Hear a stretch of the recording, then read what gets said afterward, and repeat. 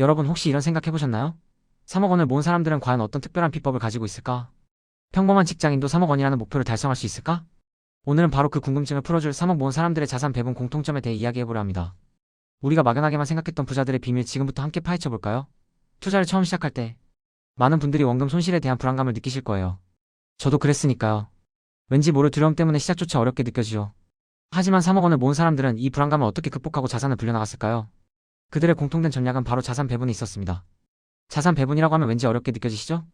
복잡한 금융 용어들과 차트들이 머릿속을 스쳐 지나갈 수도 있고요. 하지만 오늘 제가 말씀드릴 자산 배분은 생각보다 쉽고 누구나 따라할 수 있는 기본적인 원칙들입니다. 이 원칙들을 꾸준히 실천하면 3년, 5년, 10년 뒤에는 엄청난 금융 격차를 만들어낼 수 있습니다. 실제로 투자를 꾸준히 한 사람과 그렇지 않은 사람의 차이는 시간이 지날수록 더욱 커지니까. 그럼 이 3억 원을 모은 사람들이 어떻게 자산을 배분했는지 구체적인 방법들을 하나씩 살펴볼게요. 첫 번째 공통점은 바로 분산 투자입니다. 단순히 한 곳에 몰빵 투자를 하는 것이 아니라 여러 곳에 나누어 투자하는 거죠. 예를 들어 3억 원이라는 자산이 있다면 이를 3곳 정도에 나누어 투자하는 것을 고려해 볼 수 있습니다. 물론 구체적인 투자처는 개인의 투자 성향이나 목표에 따라 달라지겠지만 중요한 건 계란을 한 바구니에 담지 않는다는 원칙을 지키는 겁니다. 이렇게 분산 투자를 하면 특정 자산의 가격이 하락하더라도 전체 자산에 미치는 영향을 줄일 수 있어서 훨씬 안정적으로 자산을 불려나갈 수 있습니다. 마치 배가 항해할 때 여러 개의 구명보트를 준비해두는 것과 같다고 할까요? 예측 불가능한 상황에 대비하는 지혜로운 자세인 거죠. 두 번째 공통점은 꾸준한 저축 습관입니다. 3억 원이라는 큰 목표를 달성하기 위해서는 소득의 일정 부분을 꾸준히 저축하고 투자하는 것이 필수적입니다. 예를 들어 월급 300만 원을 받는 직장인이라면 소득의 3,040%인 90만 원에서 120만 원을 저축하는 것을 목표로 삼을 수 있습니다. 어때요? 생각보다 큰 금액이죠? 하지만 불필요한 지출을 줄이고 절약하는 습관을 들이면 충분히 달성 가능한 목표입니다. 마치 마라톤 선수가 매일 꾸준히 훈련하며 체력을 키우는 것과 같습니다. 단숨에 뛰어넘을 수 없는 목표도 꾸준함이라는 무기가 있다면 반드시 도달할 수 있습니다. 예를 들어 월급 300만 원을 기준으로 할 때 저축의 20%인 60만 원을 할당하여 비상금이나 목돈 마련에 힘쓰고 투자에는 15%인 45만 원을 배분하여 주식 등에 투자하는 식의 구체적인 계획을 세우는 것이 중요합니다. 이처럼 명확한 목표와 계획이 있다면 흔들리지 않고 꾸준히 나아갈 수 있습니다. 세 번째 공통점은 똑똑한 연금 활용입니다. 3억 원을 모은 사람들은 단순히 현재의 자산 증식뿐만 아니라 노후까지 내다보는 현명한 자세를 가지고 있었습니다. 바로 IRP 개인형 퇴직연금이나 연금 저축과 같은 금융 상품을 적극적으로 활용한 것이죠. 스마트폰으로 IRP 계좌를 개설해서 추가 세액 공제를 받을 수 있다는 사실을 알고 계셨나요? IRP에 돈을 넣고 TDF 즉 타겟 데이트 펀드를 매수하는 것도 아주 좋은 방법입니다. 또 연금 저축에 매달 일정 금액, 예를 들어 50만 원씩 납입하면서 노후를 든든하게 대비하는 것도 잊지 않았습니다. 이처럼 연금 상품은 노후를 준비하는 동시에 세금 혜택까지 받을 수 있는 일석이조 효과를 제공합니다. 마치 미래의 나를 위해 씨앗을 심고 꾸준히 물을 주는 것과 같습니다. 지금의 작은 노력이 미래의 풍요로운 삶으로 돌아오는 거죠. 네 번째 공통점은 바로 소득 파이프라인 다각화입니다. 직장 월급만으로는 자산 증식에 한계가 있을 수 있다는 것을 잘 알고 있었던 거죠. 그래서 부업이나 다른 형태의 소득을 창출하며 소득 파이프라인을 늘렸습니다.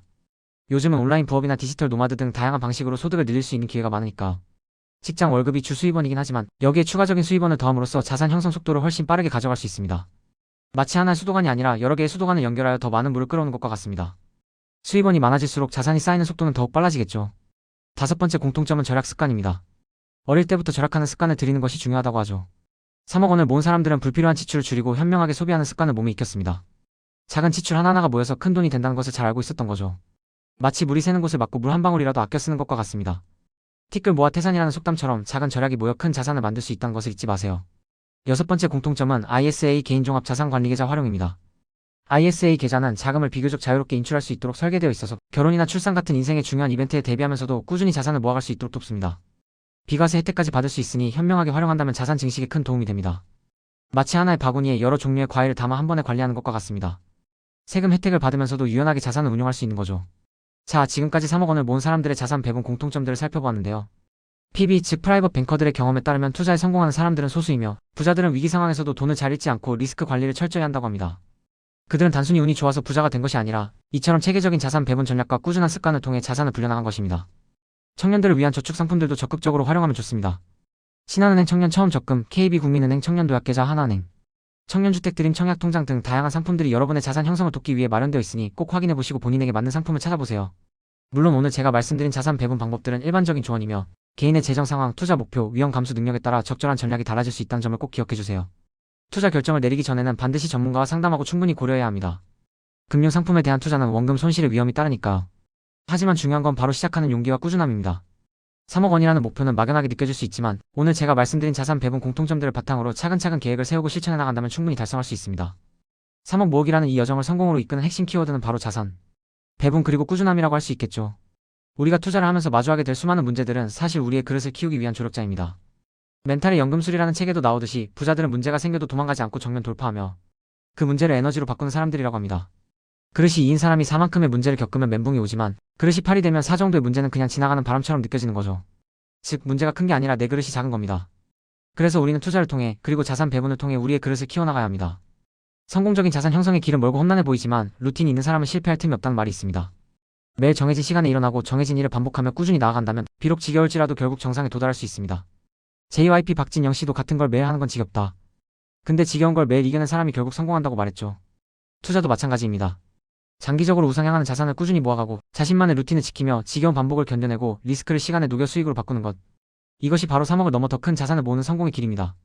마치 농부가 비옥한 땅에 씨앗을 뿌리듯이 우리는 꾸준히 자산이라는 씨앗을 뿌리고 물을 주어야 합니다. 그리고 그 씨앗들이 결실을 맺을 때까지 인내심을 가지고 기다려야 합니다. 여러분의 자산 배분이라는 씨앗이 풍성한 결실을 맺을 수 있도록 오늘부터 바로 실천해보는 건 어떨까요?